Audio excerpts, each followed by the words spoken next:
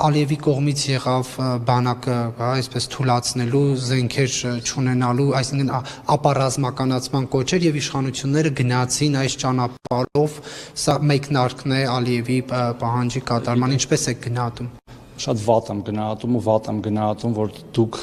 այդ գնահատականները վերածում եք նման լուրջ խոսակցության, քանի որ մենք լրիվ հակառակն ենք անում եւ ոչ միայն ապառազմականացում չենք անում, այլ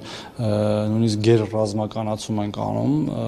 Իդեպ մենք աշխարհում մեր հնայից պաշտպանության վրա ծախսվող երկրների երևի լավագույն տասնյակում ենք։ Մենք 5-6% մոտավորապես հնայից ծախսում ենք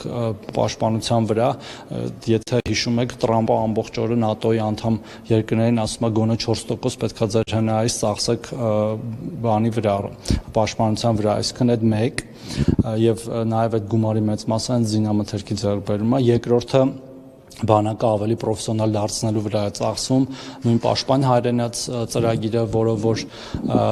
նորակոչիկները կարողանում են 5 տարվա պայմանագրեր կնքել եւ բարձր աշխատավարձով ծառայել իրենց տան մոտ, որը շատ հաջողությամբ եւ ես ուրախ եմ դրա համար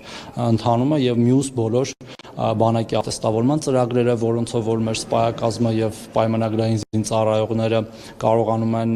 քննություններից հետո ստանալ մի քանի անգամ ավել աշխատավարձ, խոսում է ուղիղ հակառակի մասին։